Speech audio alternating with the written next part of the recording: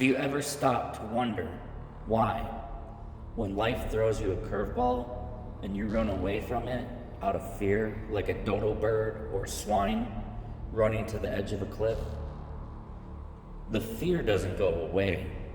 It's still there. You can run from yourself, but you can't run from your shadows.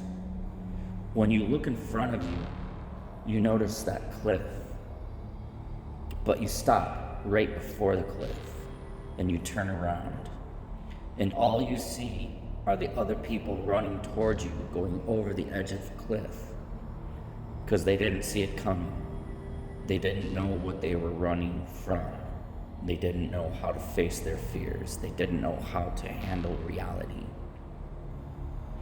There's an old saying, you can run from yourself, but you can't hide from your shadows. It'll always follow you, no matter where you go.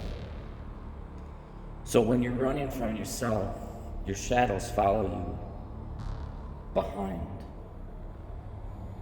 But then you see that cliff and you stop right at the edge and you look down and say, I'm not going over that like a piece of swine. And you turn around and you look and you can see the herds just plummeting over the edge of the cliff.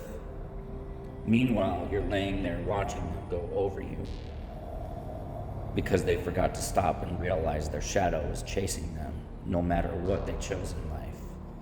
It's when you can stop and look at your shadow that's following you every day. When you wake up, you have to see yourself in the mirror. What do you see? Somebody who's scared, somebody who's afraid, somebody who's intimidated, somebody who's manipulated, or regrets somebody, or regrets what they've done, or they wish that something was better, or somebody who's advanced. Can you actually look at your eyes in a mirror and see your soul? Mirrors don't lie. It's a reflection of your true self. Except when you don't see yourself as the self, then you have nothing to fear. Meanwhile, all the dodo birds and all the swine are jumping over the edges of a cliff because they're too afraid to look at themselves in a mirror to see their true self, running from their shadows. When you can see yourself as yourself, then you have nothing to fear. Embrace and embody everything. Every minute, every moment, every second, every person you love, every person you've lost, every memory you have. You have to embrace all of it. You can't run away from it because your shadow will follow you. You have to stop at the edge of the cliff and just accept it and turn around. When you embrace it, that's when you own it. You can't run away from it. You have to just stop and just accept it. You get to the edge of that cliff and you turn around and you look because shadows follow you. And you see the masses that don't stop at the edge of that cliff. They just go over the edge into an eternal abyss. Life throws curveballs at us all the time, but most people choose not to acknowledge them. They choose to ignore them and not deal with them. They prefer to run away from them because it's that much easier. Except their shadows will always follow them, no matter what is going on in their life or what they do or where they go, until they stop and turn around and look at the edge of that cliff and watch all of it run over the top of them into the abyss of the edge of that cliff while you're laying on your back watching all of it happen. That's when you rise, because you realize that everything has been behind you is now gone, and you have nothing more to do than rise above, because you watched everything else fall over the edge of that cliff. Everything that was behind you, people find it easier to always paddle downstream with the current and go with the flow of water, only to go to a slaughterhouse with the rest of the people. It's the rest of the people, the 5%ers, that paddle upstream against the current, that stand and rise because they don't want to go to that slaughterhouse. 95% of those people are all going to the same direction downstream anyway. So you want to rise above, you have to paddle upstream.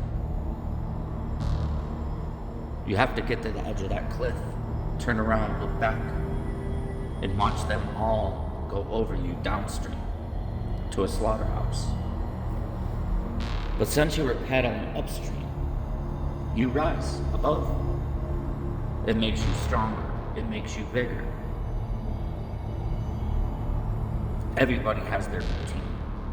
They wake up, they go to work, they have breakfast, they have lunch, they have dinner, they get out of work, they run errands, go home, use the bathroom, go to bed, wake up, and repeat.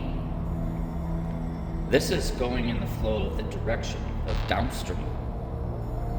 But you, my friend, stood at the edge of the cliff, going, wait a minute, that's a slaughterhouse, I don't want to go there. I'm not going over the edge of that cliff.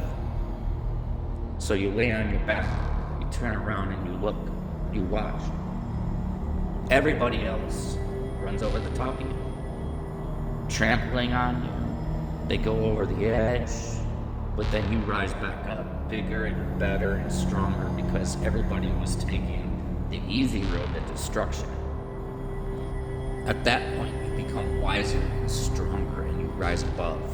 You become bigger, you become better, and you rise above, standing strong. And you don't want to be the swine that goes over the edge of the cliff, or that cow that goes to the slaughterhouse. You don't want to swim downstream because you can see the destruction. That's where everybody goes. It's the easy road. You paddle upstream. It'll be hard to paddle upstream because it's not easy. And you might go through a lot of suffering and a lot of pain to do it.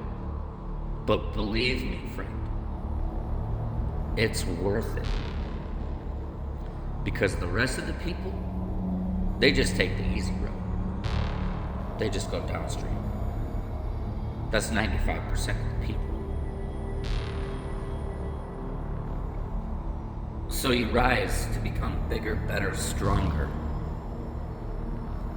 Out of all your trials and tribulations, when it comes to people, you become untouchable because you've been hardened. You paddled upstream. Meanwhile, they were going downstream with the flow of water. So at that point, my friend, you become untouchable, advanced beyond anybody else's wildest thoughts or dreams.